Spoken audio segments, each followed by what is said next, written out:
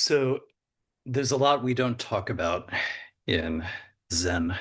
Uh, in my experience, we hardly ever talk about what our daily Zazen is really like. Like, what's it usually like for you?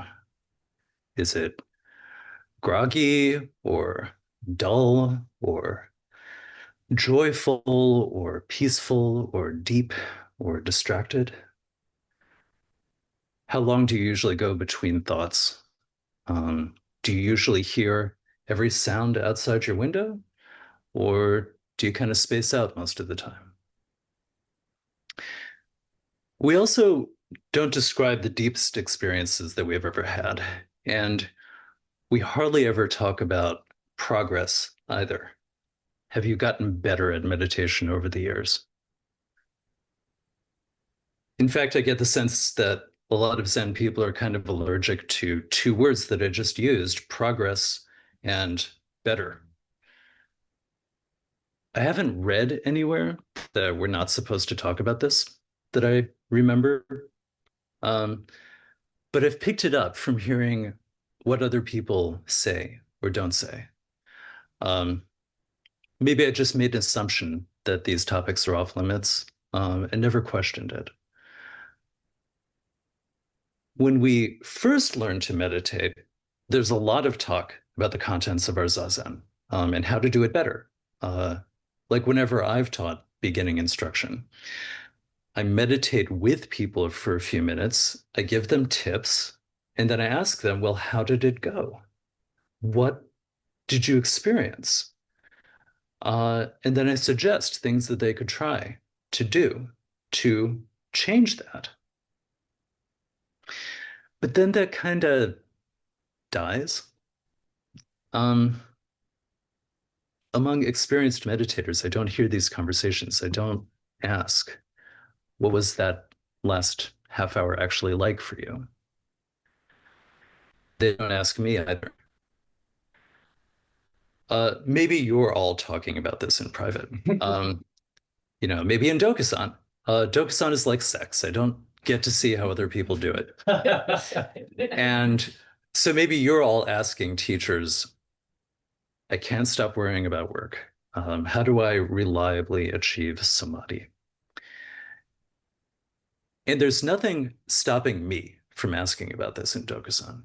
Um, I mean, nothing overt, but I very rarely do. Uh, Over my years in Zen, I've come to kind of hide my curiosity, partly because I've heard our community's silence on certain topics, and I've become silent about them too. Lately, I have been talking with some of my fellow students, and they mostly agree that we hesitate to talk intimately about meditation, and it's a relief when we occasionally break that silence. Um, some of the core questions that we have about our practice, over time we get the message that we're not supposed to ask about them. Our strongest spiritual desires, we're not supposed to express them. Our greatest accomplishments, we're not supposed to celebrate them. I often feel this way, and I've found in conversations that I'm not the only one. So today is an experiment. I'm going to break some silences and see what happens. One of the deepest meditations that I've ever had was in late August of 2004. I was 23, and it was the last night of the last session at the end of a year practicing as a monastic at Yokoji Monastery, off the grid, high up in the mountains in Southern California. I knew that night that a few days later, this monastic life would end and I would fly to New York City and begin some other kind of life. So on the final night of Sesshin, after everyone else had left uh, the Zendo, I stayed. The Jikido had blown out the candle at Yokoji. We were constantly worried about burning down the monastery. And all the lights at the Zendo were off. At Yokoji, electric power at night was from a couple of car batteries in a shed that were charged during the day by solar power. So at night, we were extremely parsimonious with electricity. And there was just one light on in the Zendo, this dim yellow light in a sconce on the wall. And I was sitting in that pool of warm, dim light with the dark room empty around me and the cacti and the pine trees and the mountains outside. And for a little while, I stopped. I barely had any thoughts. I heard every single cricket chirp without missing a single one for minute after minute after minute. And there was nothing wrong with the world, and there was nothing wrong with me. And for the first time in years, I stopped trying to fix myself. I had no preferences. Normally, at the end of a day, I'd be impatient to walk down the hill to the smoking tree stump and smoke a cigarette in the moonlight and then go home to my rusty trailer in the woods and lie in bed and read and do the dozen indulgences that I use to comfort myself at the end of a day. But this night, I had no preference. I could keep meditating. I could go smoke a cigarette. It just did not matter to me anymore. Everything was okay. I had stopped trying to fix it. Eventually, I did leave the Zendo. I smoked my cigarette in the moonlight, and a few days later, I flew to New York. And I've never had a period of Zazen quite like that again. And I was pretty angry about that for a while. Like, I'd given a year of my life to Zen. And the second I leave the monastery, my Zazen's completely shut, and I can't get back to that peaceful place anymore. I blamed Zen, and I blamed myself. It was actually pretty reasonable to blame myself because I was smoking pot and getting drunk every night, and I wasn't creating the conditions for a strong Zen practice. And I knew that, but I couldn't help remember that night and wish I could get back there again. So this is the trap of being attached to an experience in the past, comparing the past to the present. Zen texts warn us about this trap all the time. But on the other hand, that comparison told me something about how I was living. It was a signpost. I knew that I was capable of that kind of samadhi, and the farther my zazen got from that experience of that night, the more clear it was that something was going wrong with how I was living in general.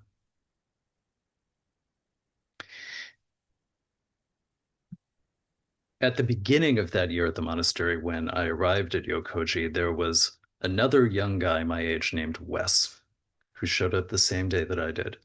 And I was very impressed with all of the monastics at Yokoji, of course, all the old timers. I wanted to be just like them, and I wanted them to approve of me. But I kind of hated Wes. He was maybe a year younger than me. He was big and goofy and enthusiastic.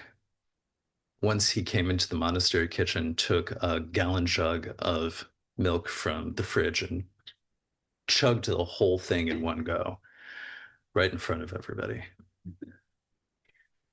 My worst fear was that the legit Zen monks at Yokoji would see me and Wes as the same. I had to distinguish myself from him in their eyes, from this milk chugger. I had to be better than him, more sophisticated.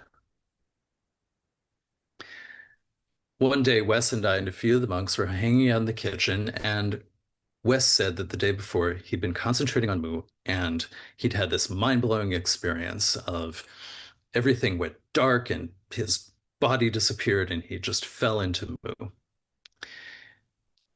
And I was so jealous. How could big, goofy Wes have achieved this state already after a few weeks and not me?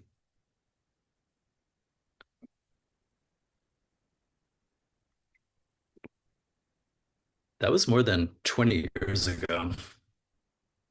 And obviously, I still remember that moment in the kitchen listening to Wes, feeling my envy. It got deep into me and grew into something bigger, something that lasted. And I think that this is one of the reasons we don't generally talk about deep experiences in public. What if other people compare themselves to us? What if they feel jealous? Or what if, on the other hand, they've had better experiences than that and they feel very self-satisfied? Uh, and a subtler danger is that by describing something aloud, I make it into a thing. I fix it, like sticking a pin through a bug uh, as a specimen. Um, I took that risk by describing that night to you just now. Now my memory of that night has been permanently changed and hardened by talking about it. And you know what? Life goes on. I get jealous sometimes or self-satisfied other times. My practice continues and I get over it, you know? I have a nice experience and then it ends and then I'm disappointed and then I get over it. Jealousy and comparison and attachment to past experiences, these are just natural human feelings. And I don't think we have to be quite so concerned about protecting ourselves from ever experiencing them. I think that the benefits of talking openly about practice might outweigh these risks. Sometimes I have arguments with Dogen. The arguments are a bit one-sided because I'm angry and he isn't, and he's been dead for 800 years. He sits there in his black robe. He has a pale, round baby face and this little rosebud mouth, like in that one painting. He'll start with some innocuous instruction. He'll say, like, sit stably in samadhi. And I say, I have been trying half my life and I have hardly ever achieved stable samadhi. The best that I ever had was after a year in a monastery. Do I have to go back to the monastery? Dogen. There is no reason to leave your own seat at home and take a meaningless trip to the dusty places of other countries. The treasure house will open of itself, and you will be able to use it at will. Me, I've been waiting more than 20 years for this treasure house to open, and it seems mostly closed. I definitely can't use it at will. I have so little control, Dogen. Time swiftly passes by and opportunity is lost. I need to change something before I waste any more time. Dogen. How can we distinguish practice from enlightenment? The vehicle of reality is in the self. Why should we waste our efforts trying to attain it? Me. At this point, I've given up on attaining enlightenment. I'm just trying to be a bit more enlightened from moment to moment. And I'm looking for a meditation practice that supports me better. Surely it's okay to experiment a bit and see if something works better for me. Dogen. Learn to step back, turning the light inwards, illuminating the self. Doing so, your body and mind will drop off naturally, and original self will manifest. If you wish to attain suchness, practice suchness immediately. Me. This is beautiful. I really mean it, Dogen. I appreciate your beautiful poetic writing, but it's not very helpful for me. Can you break it down at all? Dogen. Think of not thinking. How do you think of not thinking? Beyond thinking. This is the essential way of Zazen. The Zazen which I am talking about is not step-by-step meditation. It is simply the Dharma gate of peace and comfort. It is the practice enlightenment of the ultimate way. Me.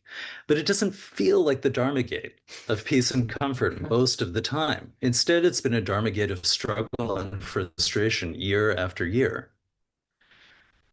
At this point, Dogen just sits in serene and irritating silence. So I felt quite stuck in my Zazen. Some retreats are deep, some are just whatever. Some I spend in awful, anxious obsession, and I can't predict or control it. And my half-hour morning meditation has just been groggy and mind-wandering. And I wonder if it's worth it, or if it would be better to just sleep in. And I've been on this disappointing plateau for many years. And I stopped asking teachers about it at some point. I got embarrassed to admit how stuck I was. I teach meditation to other people. I give Dharma talks. I've been doing this a long time. I'm ashamed mind works or how to guide my own Zazen. And I'd also gotten the impression that everything that I just said isn't Zen, that I'm not supposed to evaluate my progress, that I'm not supposed to want progress, that I'm not supposed to want my Zazen to be a certain way. So this June, my partner Keishan and I, we did a week-long retreat with a company called Journey, which is trying to teach people to reach specific states in meditation. This company was founded a few years ago in San Francisco by some young guys who'd been practicing jhana meditation. The jhanas, Jhana, they are levels of meditative absorption. They're described in a few of the suttas of the Pali Canon, written about 2,000 years ago. And there are 8 levels of jhana, more or less. In the Mahasachika Sutta, Buddha says, he's talking about himself when he was a kid. He says, I recall once when my father was working and I was sitting in the cool shade of a rose apple tree, then quite secluded from sensuality, secluded from unskillful mental qualities. I entered and remained in the first jhana, rapture and pleasure born from seclusion, accompanied by directed thought and evaluation. Could that be the path to awakening? Then, following on that memory came the realization that is the path to awakening. In recent years, some Western Buddhists have been bringing the jhanas to the West and learning or rediscovering them, how to enter these states reliably. And these young San Francisco guys, they'd been studying under some teachers and they'd been comparing notes with each other about what sort of meditation could help them enter jhana. And they decided to create a company to teach the jhanas to others. And that's Journey, Journey. So doing this Journey retreat was a chance to get out of my Zazen rut. Journey is kind of scientific. They say a certain percentage of people on their retreats enter jhana 1 or jhana 2. They try different teaching techniques. They measure the outcomes. They survey participants relentlessly. And that seemed really attractive to me, just a fresh way of doing things. Um, it kind of seemed like the opposite of Zen. Plus, I could walk into a room full of strangers and admit how frustrated and stupid I feel because I don't care what they think of me. The Journey retreat was indeed the opposite of Zen.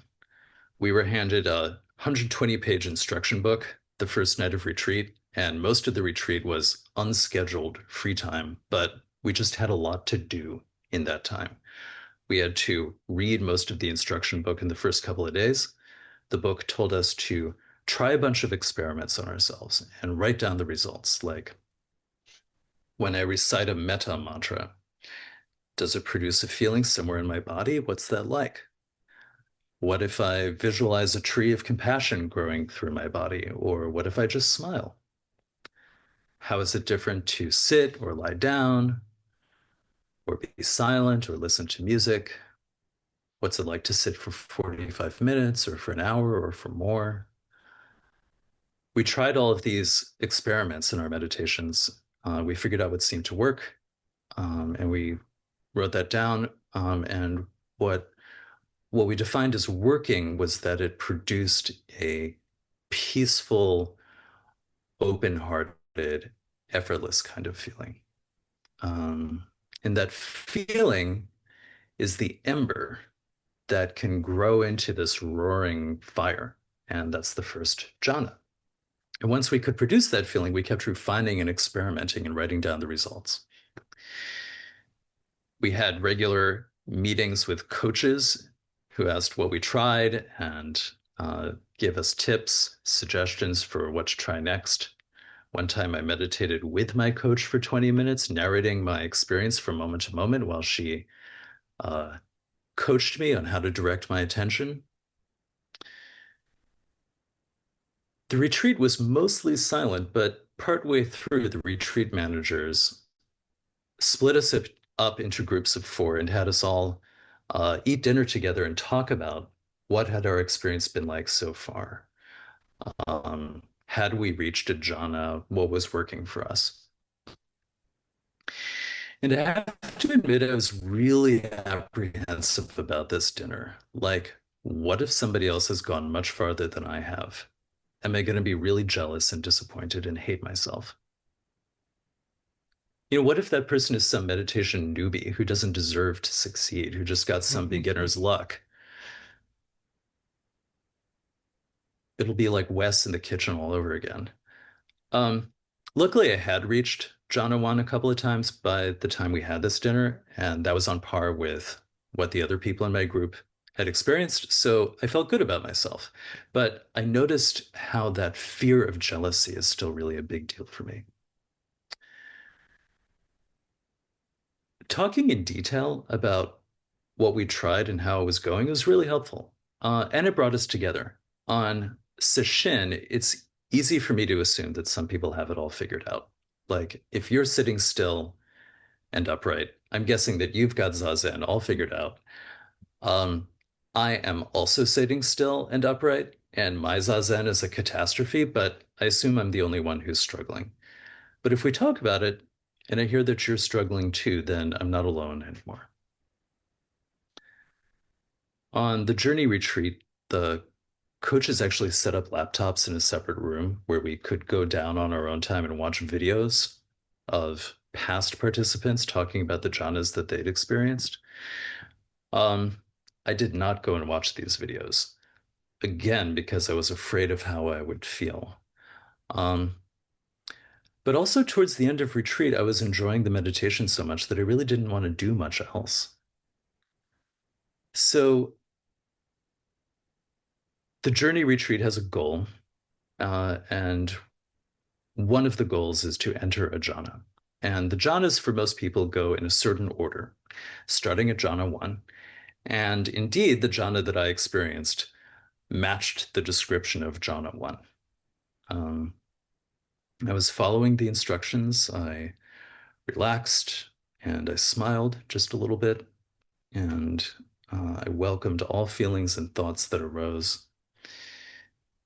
And whereas usually in Zazen, I kind of practice indifference toward my thoughts, I just drop each one without having an opinion. Um, with the jhana meditation, I was actually inviting them to join my meditation. I was welcoming them. I was grateful for thoughts and feelings rising. And I focused on a feeling in my body. Journey calls this an open-hearted feeling. And for me, it's like this bittersweet heartache, um, like this bittersweet joy and relief at finally allowing compassion for myself. And I sat like this for an hour and a half, just enjoying this feeling. I was occasionally shifting my legs or whatever, but I didn't want to get up. And at some point, this warm, achy swelling in my heart um, just started to expand. Um, it was actually on the left side of my chest. I understood for the first time why all of our old expressions like heartache or heart lifting are actually about the heart because I actually feel it there. Uh, my whole body started to tingle and I felt joyful and excited and my heart raced and I felt like I was being lifted up off the floor by the lightness of my joy. And of course, as soon as this happened, I started to think, this is it. This is Jhana 1. How do I keep this going? How do I progress through it to Jhana 2? And I lost it like a kid who falls off a bicycle because they're so excited at having balanced on it for the first time. Um, I entered Jhana 1 a couple of times on retreat for a few minutes each time. Uh, and it was fascinating. It was exciting. After so many years, something totally new was happening in my meditation. So what? So I figured out how to make a nice tingling feeling. Big whoop. Journey has a slogan, which is something like come for the jhanas and stay for the transformed relationship with your emotions. Um, and now that I'm back home, my Zazen is transformed. I've gone from sitting half an hour each morning to sitting a full hour, and the hour feels easy. Instead of resisting distracting thoughts, or, coldly, indifferently, like letting them arise and die without any appreciation for them at all. I actually am embracing them as this welcome addition to the whole messy total. Like, if I catch myself thinking about rock climbing, I'll think, I love rock climbing. Rock climbing can join the meditation. Or if I have a Radiohead song stuck in my head, I'll think, may Radiohead be happy. May they be at peace. And I welcome Tom York and the whole band, and they all join my meditation. And usually they kind of quiet down after a while. I think that they just wanted to know that they were heard. They didn't want to be dropped on the floor. They wanted to be heard, and then they're satisfied. Um, and so Zazen isn't such a battle against my mind anymore. Uh, and I find it much less effortful. Um, I haven't returned to Jhana 1 except for the day after retreat, but after that, not, which is a little disappointing. I was hoping to continue to later jhanas, which sound actually much more valuable than just tingly excitement, but that's okay. I'll keep working on it. I'll keep trying things.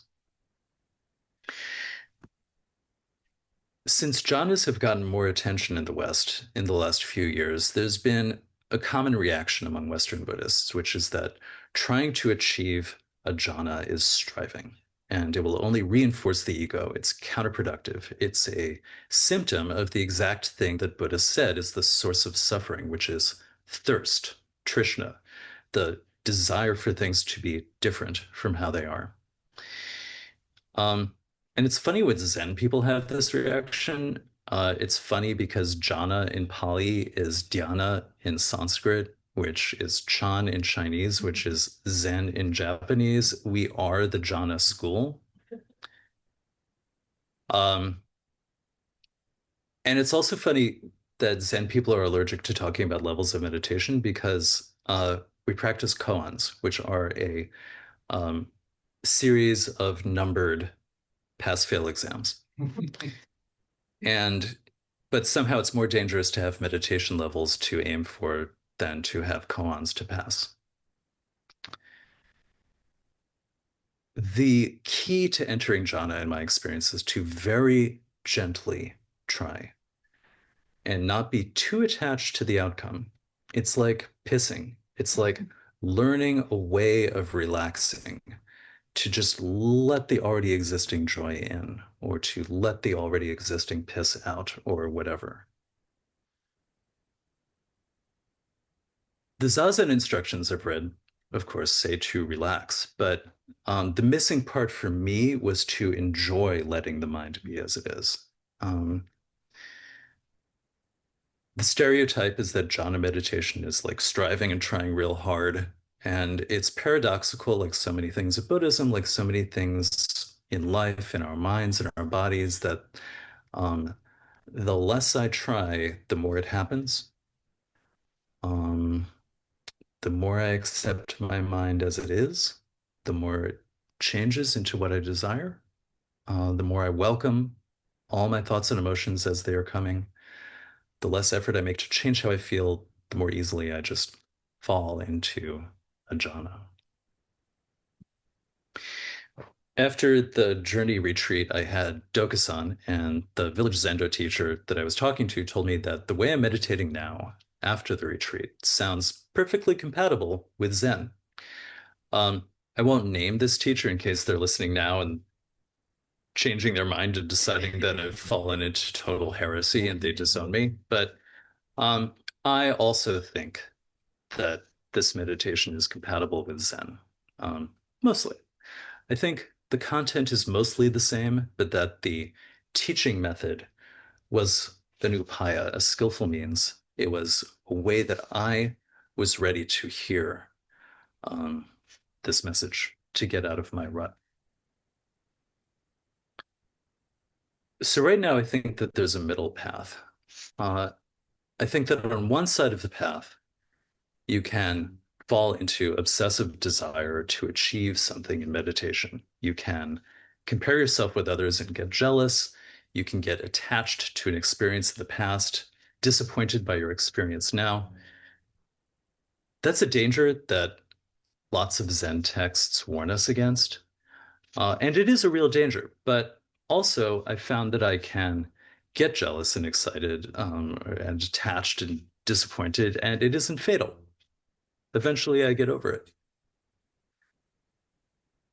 But what about the danger on the other side of this middle path?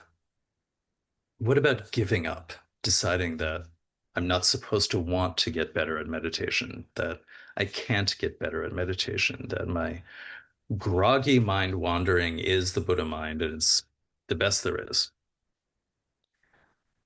I've fallen down on that side of the path uh, and spent years there, wasting years, wasting thousands of hours of sitting with not much benefit.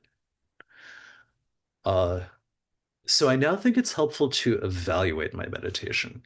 After a period of Zazen, do I feel relaxed, happy, focused? Did I enjoy it? Do I look forward to doing it again? Is it getting easier and more enjoyable over the years? How does the rest of my day go after an hour of Zazen? There are dangers in asking these questions. I could get so focused on the relative that I forget the absolute, like thinking that if my Zazen doesn't feel good, it isn't the manifestation of Buddha mind. I can hear Dogen saying, "You are endowed with the essential functioning of the Buddha way. Why pursue worthless pleasures that are like sparks from a flint?" And that's a great point, Dogen. We should remember that the mind has always been the Buddha mind. There's nothing to strive for, and no one who can attain it.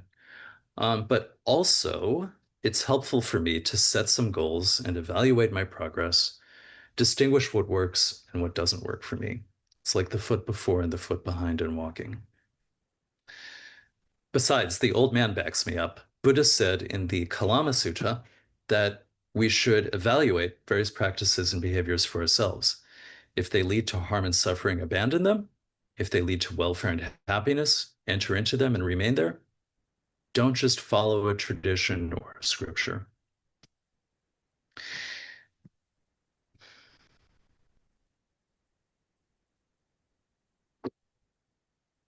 So why did it take so long to admit my frustration with meditation and try something new? I take responsibility for this. I'm a perfectionist. I care what other people think of me. I get embarrassed if I don't understand something, so I hide it. And I also think that for someone like me, there are some dangers lurking in Zen specifically. A lot of the old koans look like competitions between the Chinese monks.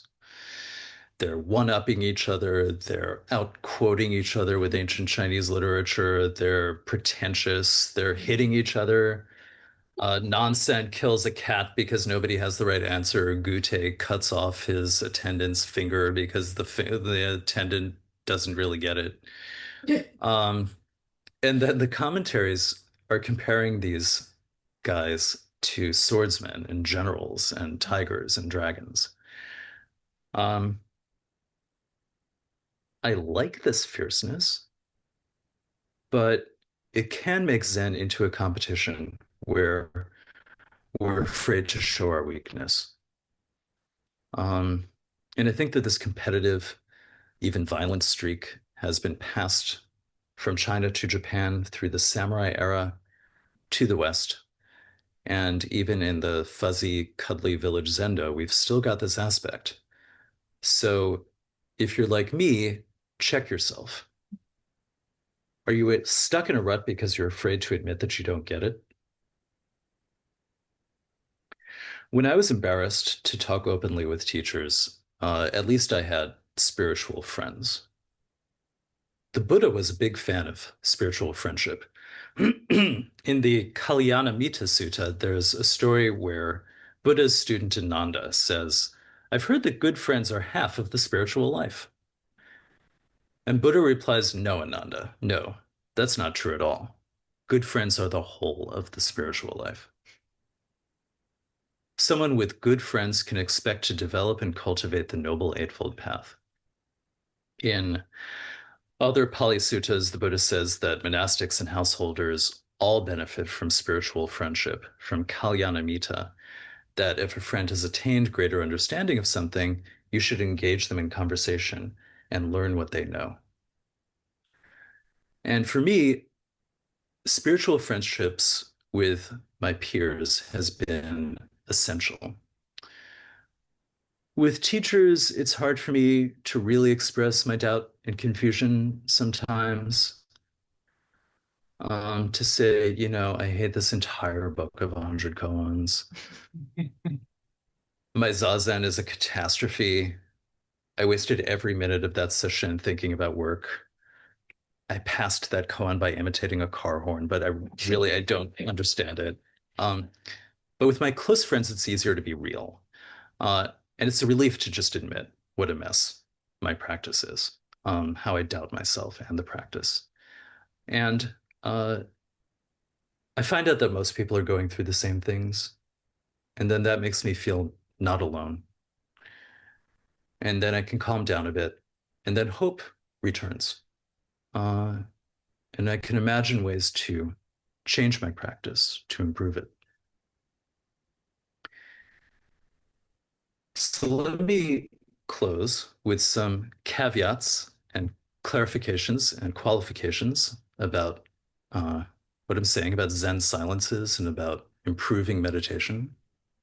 Um, I'm not saying everyone should practice jhana meditation. I am saying that if you feel stuck, try something new, maybe a technique from another tradition. Uh, I'm not claiming that teachers and ancestors have imposed these silences deliberately. I think they mostly arise just subtly and implicitly in the community. And I'm also not claiming that these silences are absolute. Sometimes we break them. Different people are bolder and different people are more cautious. And I'm not even claiming that these silences are worthless and we should always break them. We should be cautious talking about practice. We should be mindful of right speech. We should be careful talking about goals. Uh, Here's what I am saying. I'm saying that real Zen is freedom. Freedom to break silences or to maintain them, according to circumstances. It's a human instinct to conform to the group, but Zen is liberation from conformity. It's the freedom to go with the flow and to go against it. As for me, I'm going to talk more with my teachers, more with my friends about how my practice is really going intimately, in detail, the way it really is. I'm not going to pretend anymore or hide my confusion or my curiosity. I hope that you all talk more openly with your friends and with your teachers, and also trust your own wisdom, especially when it doesn't seem to conform. There's a story about when the Buddha was dying, and he was talking with Ananda, who was probably panicking a bit at the thought of life without his teacher. Ananda asked how the Sangha should continue without the Buddha. Buddha said everyone in the Sangha should be islands to themselves, or maybe lamps to themselves. The Pali word dipa is the same for island and lamp, so maybe he's saying that we should all light our own path, or maybe he's saying that we are all islands safe from the flood of samsara. So Buddha said in the Mahaparinibbana Sutta, I am frail, Ananda, old, aged, far gone in years. This is my 80th year, and my life is spent. Even as an old cart, Ananda, is held together with much difficulty, so this body is kept going only with supports. Therefore, Ananda, be islands unto yourselves, refuges unto yourselves, seeking no external refuge. With the truth as your island, the truth as your refuge, seeking no other refuge.